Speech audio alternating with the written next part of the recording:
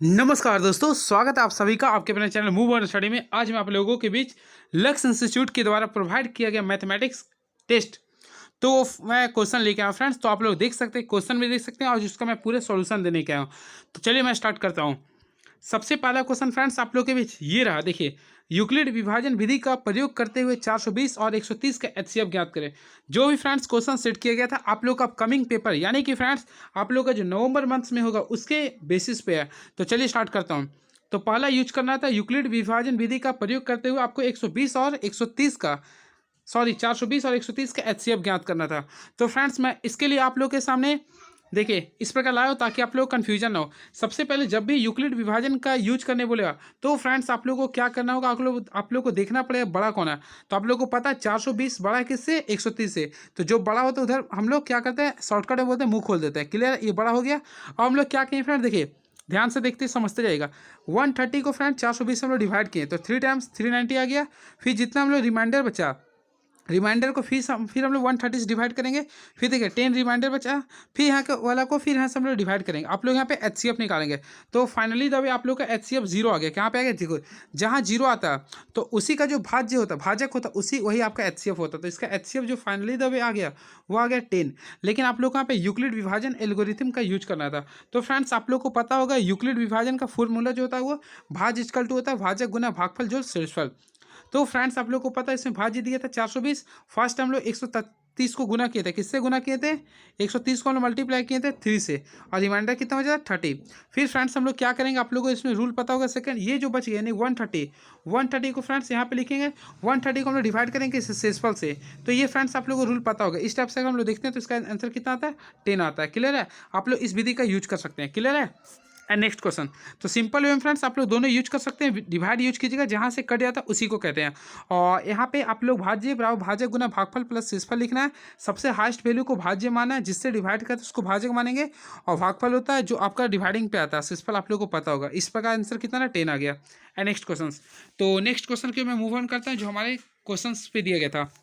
तो देखिए 5005 का अभाज्य गुणनखंड के गुणनफल के रूप में व्यक्त करें। कुछ नहीं फ्रेंड्स, आप लोग को एक वर्क करना, 5005 था ये। सबसे पहले हम लोग इसको फैक्टराइज करेंगे। 5 का टेबल में आएगा 1000 1 टाइम्स आएगा ये। फिर फ्रेंड्स इसे हम लोग 7 से अगर लगाते हैं तो 143 बार में आता है। क्लियर है। अब क्या करें, इसे फ्रेंड्स हम लोग 11 टाइम्स लगाना है तो 13 टाइम्स आएगा। अब 13 तो आगे गया, हम लोग को प्राइम नंबर आ गया। तो नीचे अगर प्राइम नंबर आता है तो सब लोग छोड़ देते हैं। तो देख लीजिए आप लोग, इसका जो अभाज्य गुणनखंड तोड़ने पाए कितना है, यहाँ पे हम लोग लिख सकते हैं फ्रेंड्स 5 इंटू क्या 7 इंटू 11 इंटू 13। ये आपका राइट आंसर रहा। क्लियर है। तो इसका राइट आंसर ये रहा फ्रेंड्स। एंड नेक्स्ट क्वेश्चन, इस प्रकार आप लोग को पेपर में लिखनी भी है।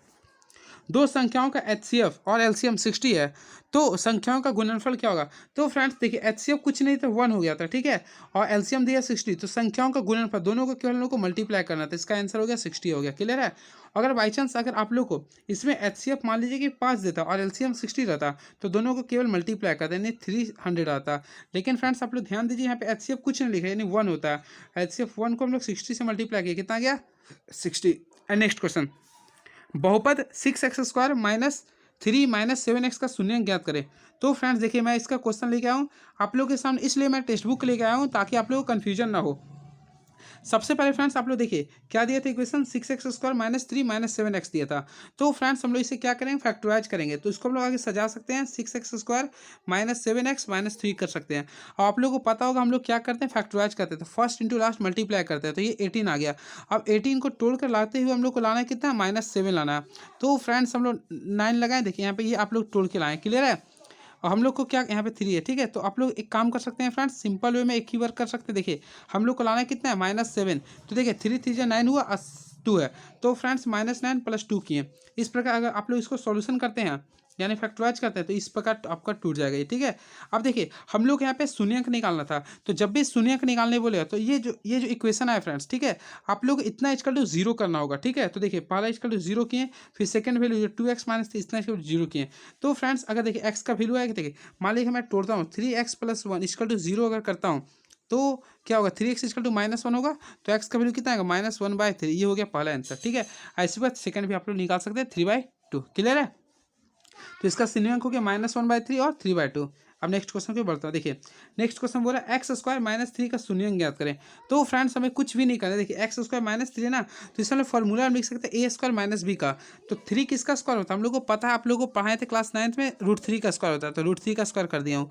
अब देखिए a² - b² का फॉर्मूला पुट कर देंगे, तो क्या होता है a + b यानी x + √3, फिर क्या लिखेंगे ब्रैकेट में 1 - √3 यानी x - √3।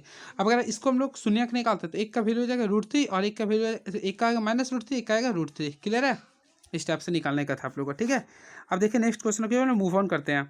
देखिए फ्रेंड्स ये क्वेश्चन काफ़ी कॉम्प्लिकेटेड था, जो स्टूडेंट लोग को काफ़ी परेशानी हुआ सॉल्व करने में से। तो देखिए इस क्वेश्चन ही गलत था ये। ठीक है, मैं इसमें मिस्टेक हो गया था फ्रेंड्स। तो नेक्स्ट वीडियो में मैं मिलता हूँ, फिर आप लोगों को ये बताता हूँ। ठीक है, नेक्स्ट क्वेश्चन, दो क्रमागत धनात्मक पूर्णांक ज्ञात कर जिनके वर्गों का योग 365 है। आप लोगों को क्लास में फ्रेंड्स आप लोगों को बताया होगा क्रमागत यानी होता है लगातार। तो फ्रेंड्स आप लोगों को सबसे पहले दो क्रमागत है ना, तो जब भी पूर्णांक में बोलेगा तो पहला क्रमागत x मानते हैं। ठीक है, और नेक्स्ट के लेकर बोलेगा ना तो हम लोग x+1 मानते हैं। क्लियर हो गया होगा। ठीक है, अब देखिए वर्गों का योग बोला था, तो फ्रेंड्स हम लोग कुछ भी नहीं करेंगे। देखिए सबसे पहले x है तो इसका वर्ग क्या होगा, x² हो जाएगा। अब देखिए सेकेंड है तो इसका भी x+1 है नहीं है, तो इसका भी हम लोग स्क्वायर कर दें। अब ध्यान दीजिए यहाँ पे योग बोला, तो फ्रेंड्स हम लोग क्या करेंगे, पहला x² था और सेकेंड हम लोग क्या किए x+1 का होल स्क्वायर था। अब ये योग बोला था, देखिए ध्यान से, ये फ्रेंड्स आप लोग का योग बोला था, इसलिए हम लोग यहाँ पे क्या किए, योग किए। क्लियर हो गया। अब बराबर कितना बोला, 365 बोला, ये लिख दिया हूँ। अब देखिए ये फ्रेंड्स ये जो x+1 है इसका होल स्क्वायर कर देंगे, a+b का होल स्क्वायर पे कर देंगे। ठीक है, तो देखिए आप लोग के सॉल्यूशन में मैं लेके आया हूँ ताकि कंफ्यूजन ना हो। देखिए जस्ट लाइक से यहाँ तक मैं आप लोग को बता दिया हूँ। अब देखिए यहाँ पे क्या किया गया फ्रेंड्स, देखिए x² रहने दी, यहाँ पे देखिए a+b का होल स्क्वायर पे तोड़ दी, a² + 2ab + b²। अब इससे अगर आप लोग सॉल्यूशन करते हैं तो फ्रेंड्स आप लोग का ये आंसर आ जाएगा। क्लियर है, तो फ्रेंड्स आप लोग का ये आंसर रहा। ठीक है, तो पहला का आंसर देखिए, इसका आंसर है -14 और 13, तो माइनस तो होगा नहीं ना, तो x का वैल्यू इसमें लेंगे 13। अब सेकंड माने थे x+1, तो 13 में हम लोग 1 को ऐड कर देंगे, कितना आ जाए 14 आ गया। क्लियर है, एंड नेक्स्ट क्वेश्चन बिल्कुल समझ में आ रहा होगा, हमें विश्वास है, क्योंकि आप लोग टेस्ट में आए हैं तो आप लोग जरूर प्रिपरेशन करके होंगे। हम आप लोगों को केवल रिकॉल करवाने के लिए यहाँ पे खड़े हैं। तो चलिए नेक्स्ट क्वेश्चन देखिए, ये क्वेश्चन काफ़ी बढ़िया क्वेश्चन, तगड़ा क्वेश्चन है ये। देखिए एक रेलगाड़ी एक समान चाल से 360 किलोमीटर की दूरी तय करता है। ठीक है, यदि वह चाल 5 किलोमीटर प्रति घंटा से अधिक है तो उसी यात्रा में 1 घंटा कम समय लेता है, तो चाल ज्ञात करें। तो फ्रेंड्स हम लोग कुछ भी नहीं करेंगे, सबसे पहले आप लोगों को चाल निकालना है। तो माना कि चाल सबसे पहले मान लेंगे x मान लेंगे। ठीक है, अब देखिए 5 किलोमीटर उसका अधिक होता है तो x+5 होगा। ये दो कंडीशन आप लोगों को समझ में आ गया होगा। ठीक है, हम लोग देखिए इसका मैं बनाया हूँ आप लोगों के सामने लाता हूँ। देखिए कुछ भी नहीं करेंगे, पहला का चाल माने, देखिए माना रेलगाड़ी एक समान चाल क्या है, x है। ठीक है, अब देखिए हम लोग को इसमें बताता हूँ। अब जब इसमें सिंपल वे में फ्रेंड्स आप लोग को एक ही वर्क करना है। देखिए इसी में बताता हूँ। देखिए आप लोग का जो समय दिया रहेगा, समय कितना दिया, 1 घंटा ना। हम लोग फार्मूला आप लोगों को पढ़ा चुका था, समय का फार्मूला क्या होता है, समय = दूरी बटा चाल होता है। तो फ्रेंड्स हम लोग डिस्टेंस बाय टाइम भी लिख सकते हैं। ठीक है, स्पीड भी लिख सकते हैं। ठीक है, देखिए समय हम लोग यहाँ पे कितना दिए, 1 घंटा कम लिखता है। तो फ्रेंड्स सबसे पहले हम 1 घंटा ले दिए, समय 1 घंटा ले दिए, दूरी कितना दिया, 360 किलोमीटर दिया। अब पहला माने थे x, अब देखिए यहाँ पे कम लेता है तो कम के यहाँ पे माइनस कर दिए, फिर दूरी लेंगे 360। अब यहाँ पे चाल तो आपका 5 किलोमीटर बढ़ गया था तो x+5 ले लें। ये समझ में आ गया वो कंडीशन। अगर ये समझ में आ गया तो आप लोग इसको सॉल्यूशन कर सकते हैं। तो देखिए इसी यहाँ पे सॉल्व किया गया। ठीक है, अब हम लोग ये समीकरण में आप लोग को बता दी किस टाइप से है। अब यहाँ पे फ्रेंड्स आप लोग को रेशनलाइजेशन कीजिए या फिर आप लोग खुद तोड़ कर बना सकते हैं इसे। ठीक है, भिन्न का जुड़ कर सकते हैं इसे, ऐड ऑफ फ्रैक्शन। तो इसके अकॉर्डिंग आप लोग बनाएंगे तो आंसर आ जाएगा 40 और -45। तो इसमें जो पॉजिटिव रहता है वही वैल्यू होता है। तो एक्स का वैल्यू कितना था, 40 था, तो आपका चाल कितना हो गया 40। और सेकेंड का बोलेगा तो वास्तविक चाल, तो वास्तविक चाल हम लोग एक्स माने थे ना, तो कितना है 40 किलोमीटर/आवर। क्लियर है, एंड नेक्स्ट क्वेश्चन। तो फ्रेंड्स नेक्स्ट क्वेश्चन शायद ये था, देखिए आप लोग के बीच ये क्वेश्चन था। नेक्स्ट क्वेश्चन की देखिए ये हो गया। नेक्स्ट क्वेश्चन आते हैं, देखिए क्या लिख रहा। तो फ्रेंड्स क्या लिखा, देखिए 3 अंकों वाली कितनी संख्या 7 से विभाज्य है। तो फ्रेंड्स हम लोग को कुछ नहीं करना है, सबसे पहले 3 अंकों वाली, देखिए 3 अंकों वाली कितनी संख्या 7 से विभाज्य है। सबसे पहले 3 अंकों वाली संख्या क्या होता है, 100 होता है, फिर क्या होता है 101 होता है, फिर क्या होता है 102 होता है, फिर क्या होता है 103 होता है, फिर क्या होता है 104 होता है, फिर क्या होता है 112। आप लोग इस टाइप से लोग बना सकते हैं। ठीक है, तो फ्रेंड्स अगर आप लोग डिवाइड करेंगे तो पहला संख्या 105 होता है जो आप लोग का 7 से डिविजिबल होता है। तो सेकेंड क्या होगा 112 होगा, थर्ड क्या 119 होगा। इसी प्रकार लास्ट पर हम लोग जाते हैं जो कि 7 से डिविजिबल होगा, वो भी आपका किस डिजिट का, 3 अंक का। तो उस समय अगर हम लोग जाते हैं तो हम लोग को लास्ट में जो पता चलेगा वो फ्रेंड्स 994 मिलेगा। क्या मिलेगा, 994 मिलेगा। क्लियर है, अब आप लोग को यहाँ पे एपी यूज करना है। तो फ्रेंड्स हम लोग आप लोगों को बताता हूँ, ध्यान दीजिएगा। सबसे पहले ये होगा आपका प्रथम पद, यानी ए का वैल्यू हो गया कितना 105 हो गया। और ये फ्रेंड्स आपका जो अंतिम पद उसे ए एन मान लिया, ठीक है। और दोनों का जो डिफरेंस आ रहा है उस 7 आ रहा है, तो डी का वैल्यू कितना आ गया 7 आ गया। अब हम लोग यहाँ पे ए एन का फॉर्मूला यूज कर सकते हैं। आप लोग ए एन का फॉर्मूला यूज कर सकते हैं, क्या होता है A plus N minus one D. अगर इस फॉर्मूला का यूज करते हैं तो फ्रेंड्स आप लोग को कुछ भी नहीं करना, केवल देखिए ए एन के जहाँ पे आप लोग को लिखना है कितना 994 लिखना है, बराबर ए का वैल्यू कितना 105 है, ये आपको एन निकालना, तो एन माइनस वन रहने देंगे। और डी का वैल्यू कितना था 7 था। इस टाइप से आप लोग करेंगे। अगर इसे आप लोग सॉल्यूशन करते हैं तो आपका एन का वैल्यू आएगा 128, ठीक है। इसका आंसर होगा 128। एंड नेक्स्ट क्वेश्चन, एक समांतर श्रेणी जिसमें A12 का वैल्यू कितना दिया 37 दिया हुआ, कितना दिया फ्रेंड्स 37 दिया, डी का वैल्यू 3 दिया, तो ए और एस 12 ज्ञात करना। तो फ्रेंड्स देखिए इसका भी मैं आप लोगों के सामने लाया हूँ ताकि आप लोग कन्फ्यूजन ना हो। देखिए सबसे पहले माना कि इसका प्रथम पद ए मान लिया, ठीक है। अब आप लोग को मैं क्लास में बताया था A12 लिखा हुआ, क्या लिखा हुआ A12, तो इसको हम तोड़ना चाहते हैं तो क्या लिख सकते हैं A+11 डी लिख सकते हैं, क्लियर होगा ना। इसका वैल्यू कितना दिया 37 दिया, ये आप लोगों को समझा दिया हूँ। और इसमें देखिए डी ऑलरेडी 3 दिया, तो हम लोग क्या कहते हैं A+11 कर दिए, डी कितना दिया 3, तो यहाँ पे डी के हम लोग 3 पुट कर दिए, बराबर कितना लेंगे 37। अब देखिए इसी क्वेश्चन को मैं यहाँ पे सॉल्व कर रहा हूँ, ध्यान दीजिएगा, ठीक है। तो ए है, ए रहने दीजिए, 11 को 3 से मल्टीप्लाई किए 33 हो गया, बराबर कितना 37 है। तो फ्रेंड्स हम लोग क्या करेंगे ए का वैल्यू निकालेंगे, 37 में से 33 के कितना बचा 4 बचा, तो ए का वैल्यू कितना आ गया 4, क्लियर है। अब हम लोग को निकालना S12, तो फ्रेंड्स हम लोग क्या करें एस एन का फॉर्मूला यूज करेंगे। तो मैं आप लोग को बताया था S12 का फॉर्मूला यूज करेंगे तो क्या होता है n/2 A+L लिख सकते हैं, तो n/2 A+L लिख सकते हैं, क्लियर है ना। तो देखिए n कितना 12 है ये, तो 12 को हम लोग 2 से डिवाइड करेंगे, ए कितना अभी आप लोग लाएं, तो अभी आप लोग खुद लाएं कितना 4 लाए थे ना ये, तो यहाँ पे 4 ली हूँ। एल यानी कि लास्ट पद कितना था, तो फ्रेंड्स इसमें दिया था 37। अब इससे अगर आप लोग सॉल्यूशन करते हैं तो टोटल आ जाएगा 246, क्लियर है। इस टाइप से आप लोग को बनाना था, वैसे यहाँ पे दिया हुआ बना सकते हैं आप लोग, देख लीजिए, ठीक है। एंड नेक्स्ट क्वेश्चन, तो फ्रेंड्स दोनों बता दें। अगला 0-50 के बीच, 0 और 50 के बीच की विषम संख्याओं का योग ज्ञात करें। तो ये क्वेश्चन काफ़ी इजी था और अच्छा भी था। तो हम लोग क्या करेंगे, अगर बना हुआ तो ठीक है, नहीं तो हम बता दूंगा, ठीक है। देखिए तो फ्रेंड्स मैं आप लोग इसका आंसर बता रहा हूँ, नहीं बना हुआ तो ठीक है, देखिए मैं बता रहा हूँ ताकि, तो 0 और 50 के बीच, सबसे पहले फ्रेंड 0 और 50 के बीच जो पहला विषम संख्या होता है वह 1 होता है, फिर क्या होता है 3 होता है, फिर क्या होता है 5 होता है, फिर 7 होता है, लास्ट लास्ट लास्ट लास्ट 49 जाएगा, ठीक है। अगर यहाँ तक आप लोग एपी निकालते हैं टोटल जो पद आएगा यानी कि 25 आएगा, कितना आएगा 25 आएगा, ठीक है। और हम लोग इसका क्या निकालना, योग निकालना। तो फ्रेंड्स आप लोगों को पता होगा योग निकालने के लिए क्या करते हैं फॉर्मूला n/2 इंटू A+L होता है, ये होता है फॉर्मूला ना। तो हम लोग एन का वैल्यू कितना लाए 25 लाए, इसको 2 से डिवाइड करेंगे, और ए का वैल्यू कितना था 1 था, और एल का वैल्यू कितना था 49 था। अगर आप लोग इसे सॉल्यूशन करते हैं तो फ्रेंड्स 625 आ जाएगा आंसर, ठीक है, ये रहा। और शॉर्टकट में अगर चाहते हैं तो देखिए 1 से लेकर हम लोग 50 तक लिखते हैं विषम संख्या, तो टोटल जो आएगा आपका ना, टोटल आएगा, टोटल 25 संख्या है, कितना आएगा 25 आएगा। तो जब भी विषम बोलेगा तो आप लोग कुछ नहीं किए, जो एन रहेगा ना उसका स्क्वायर खाली कर दे, यानी कि 25 का स्क्वायर कितना होता है 625, नस्ते नाबूद हो गया इसका, ठीक है। एंड नेक्स्ट क्वेश्चन, अब आ चुके हैं हम लोग, देखिए यहाँ पे ट्रिपलेट यूज करने के लिए आ चुके हैं आप लोग के सामने, यानी कि फ्रेंड्स सर्कल लेके आ चुके हैं चैप्टर, जो काफ़ी इजी और सबसे कंसेप्ट बेसिस पे क्वेश्चन है। तो आप लोग पढ़िए क्या लिख रहा है, 5 सेंटीमीटर त्रिज्या के एक बिंदु पर स्पर्श रेखा, देखिए स्पर्श रेखा PQ केंद्र से जाने वाली रेखा Q पर, देखिए Q है, ठीक है, इस प्रकार मिलती है कि OQ है 13 सेंटीमीटर, तो PQ की लंबाई ज्ञात करना। कुछ भी नहीं करना आप लोगों को, मैं देखिए बताता हूँ, देखिएगा फ्रेंड्स। सबसे पहले हम लोग क्या करें, एक सर्कल ड्रॉ करेंगे। तो देखिए फ्रेंड्स ये हमारे पास एक सर्कल ड्रॉ किए हैं। अब देखिएगा इसका एक केंद्र है, एक केंद्र यानी फ्रेंड्स हम लोग आप लोग के बीच में मान चुके हैं O, क्या मान लिए O, ठीक है। अब यहाँ से एक लाइन खींचता हूँ, तो देखिए O से लेके Q खींच दिए, ठीक है, O Q खींच दिए। अब यहाँ से क्या करते हैं फ्रेंड, आप लोग केवल समझिएगा, ठीक है, 13 ये ना।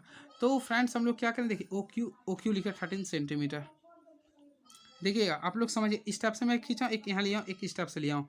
तो फ्रेंड्स यहाँ पे आप लोग को पता है 90 डिग्री होता है, और 90 डिग्री के सामने जो बनता है वो आप लोग का होता है, क्या होता है परपेंडिकुलर होता है, ठीक है। अब देखिए यहाँ पी मान ली, देखिए यहाँ पे मान ली पी है ये क्यू इस टाइप से। तो अगर इस टाइप से अगर फॉर्मूला आप लोग निकालते हैं तो ओ क्यू का वैल्यू कितना दिया 13 सेंटीमीटर। फ्रेंड्स ये थोड़ा मिस्टेक हो रहा है चित्र में, आप लोग क्या कीजिएगा, देखिए इसमें पी क्यू निकालना नहीं है, तो पी क्यू निकालना तो आप लोग एक काम कीजिए, फार्मूला यूज कीजिएगा, ट्रिपलेट यूज कर दीजिएगा। तो 13 का स्क्वायर कितना होता है 169 होता है, और ये कितना दे 5 का स्क्वायर कितना होता है 25 होता है। अब इससे दोनों का डिफरेंस निकाल दीजिए, कितना 144 है, यानी 144 किसका होता है 12 का होता है। तो इसका आंसर हो गया 144 सेंटीमीटर, ठीक है। और अगर इसका ड्रॉ करना चाहते हैं फिगर तो भी मैं बताता हूँ नेक्स्ट वीडियो में, इसी में बताते हैं कि ये सर्कल हो गया फ्रेंड्स, यहाँ से लेके आपको 5 सेंटीमीटर की त्रिज्या था, क्लियर है। अब देखिए यहाँ से आप लोग को ये देखिए ये लाइन आप लोग को पता होगा, ये जो होता है ये 13 दिया था, तो फ्रेंड्स ये 12 होगा ना, ये इस टाइप से आप लोग बना सकते थे। ठीक है, अब यहाँ पे लिख सकते हैं ओ है, यहाँ पे ये क्यू है। ठीक है, अब फ्रेंड्स यहाँ पे पी निकालना था, ये क्लियर है। आप लोग इस टाइप से भी चित्र बना के कर सकते थे। क्लियर है, चलिए नेक्स्ट क्वेश्चन। क्या लिखा, दो सकेंद्रीय वृत्त, दो सकेंद्रीय वृत्त क्या लिखा फ्रेंड्स, काफी तगड़ा क्वेश्चन है ये।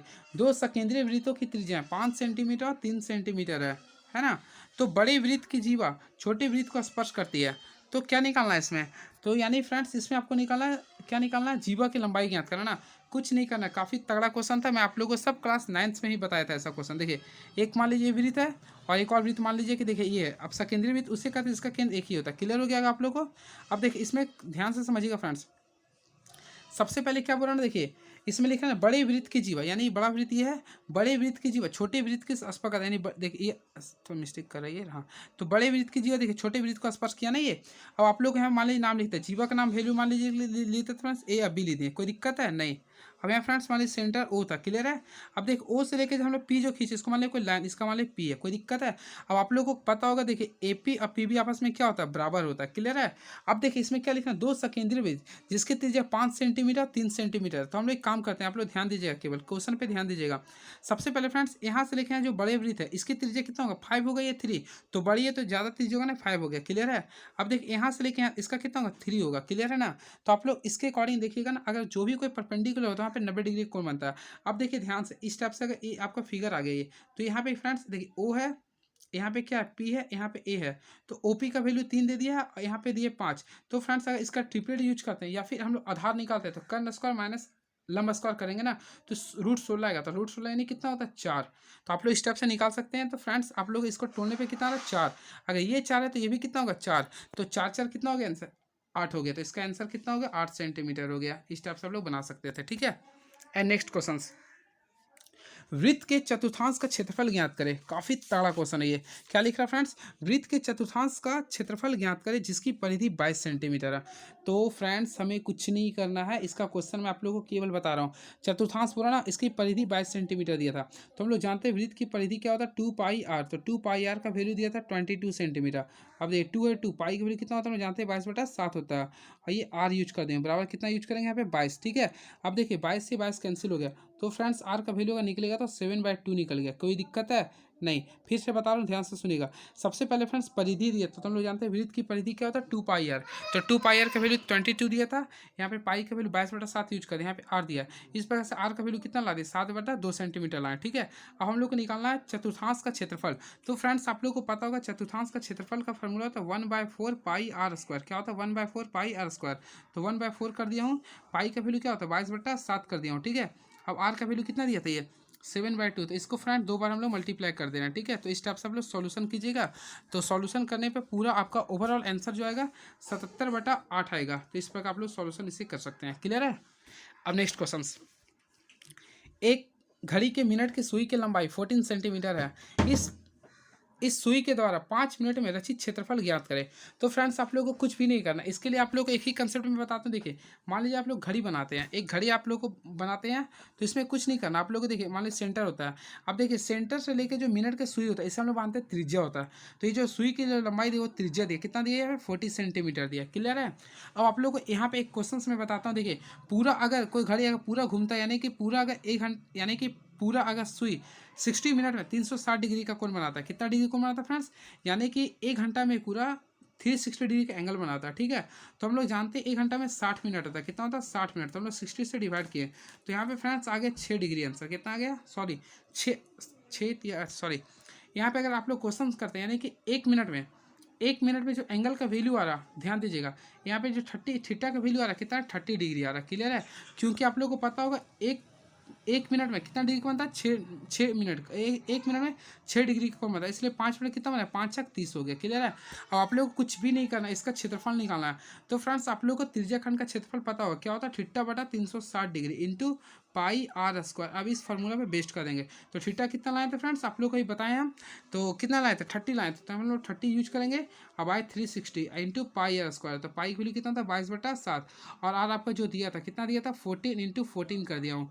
तो फ्रेंड्स इसे अगर आप लोग सॉल्यूशन करते हैं तो डायरेक्टली द वे अब आप लोग का जो आंसर आएगा 154/3 आएगा सेंटीमीटर स्क्वायर। ठीक है, नेक्स्ट, तो नेक्स्ट क्वेश्चन काफ़ी तगड़ा क्वेश्चन था। ये इस प्रकार का क्वेश्चन आप लोगों का पेपर में पूछा जा सकता है, इसलिए मैं लाया था। देखिए क्या बोला, एक वृत्त की त्रिज्या 7 सेंटीमीटर है। कितना फ्रेंड्स? 7 सेंटीमीटर। देख लीजिए 7 सेंटीमीटर है।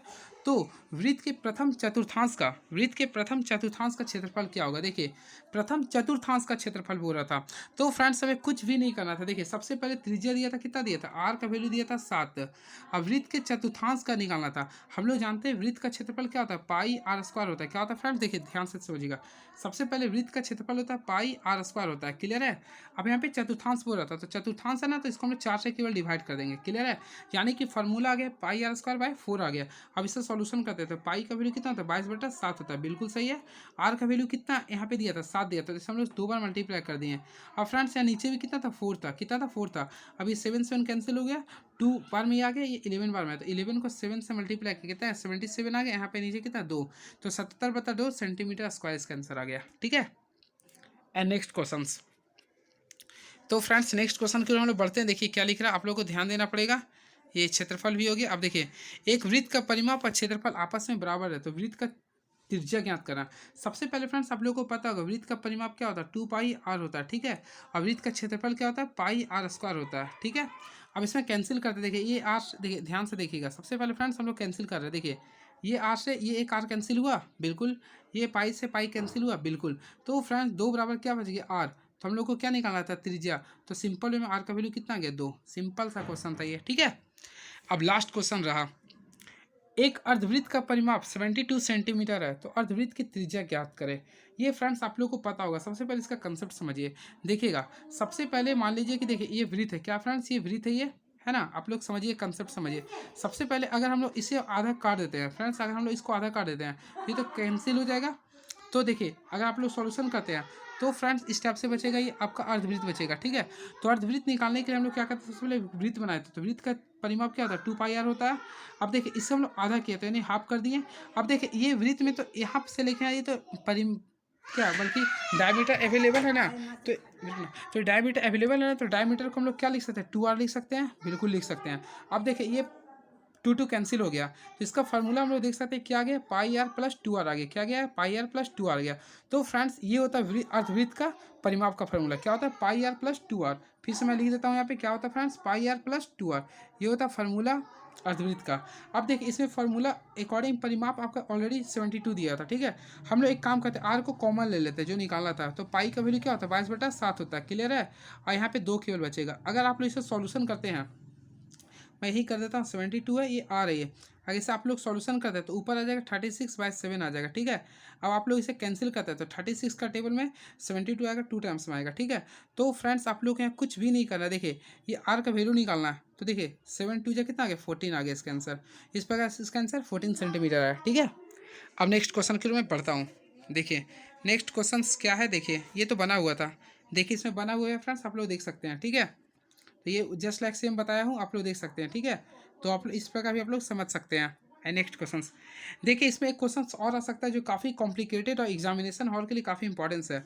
वृत्त, देखिए यदि आर त्रिज्या का, यानी कि देखो किसी वृत्त का त्रिज्या दिया 14 सेंटीमीटर, तो वृत्त के चतुर्थांश का परिमाप निकालना। तो फ्रेंड्स सबसे पहले इसका कंसेप्ट मैं बताता हूँ, आप लोग ध्यान दीजिएगा। ये मान लीजिए कि वृत्त है, क्लियर है? ये वृत्त है ये। अब देखिए इसका चतुर्थांश निकालना। तो फ्रेंड्स देखिए सबसे पहले ये देखिए ये अर्धवृत्त हो गया। चतुर्थांश करते होता है इसे 4 बराबर भागों में बांटना। देखिए 1 2 3 4 भाग में बढ़ गया। तो फ्रेंड्स इसका चतुर्थांश का परिमाप निकालने वाले, इसी का परिमाप निकालना। कैसे निकालेंगे हम लोग? तो देखिए इसके लिए फार्मूला होता है, कैसे? देखिए 2r plus pi R by 2 होता है। कैसे होता है? देखिए सबसे पहले वृत्त की परिधि क्या होता है? 2 पाई आर होता है। क्लियर है? बिल्कुल समझ में आ रहा होगा आप लोगों को। ठीक है।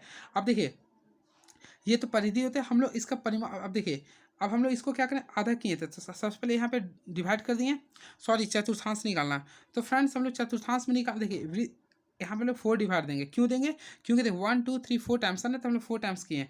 अब देखिए यहाँ से लेके यहाँ तक आपका ये क्या रहता है? त्रिज्या रहता है। तो 2 टाइम्स त्रिज्या है, तो यहाँ 2r कर दिए। अगर इसे हम लोग सॉल्यूशन करते हैं तो फ्रेंड्स सॉल्यूशन करते हैं तो ये कर दिया, तो यहाँ पे सॉल्यूशन कीजिएगा ना, तो पाई आर बाई 2 प्लस 2r इसका फार्मूला आ गया। ठीक है। इस टाइप से मैं निकाल के दिखा दिया हूँ। नहीं अगर होता तो आप लोग याद कर लीजिए, यानी कि वृत्त के चतुर्थांश का जो परिमाप होता है, ध्यान से पढ़िए, फिर याद कर लीजिए आप लोग। ठीक है।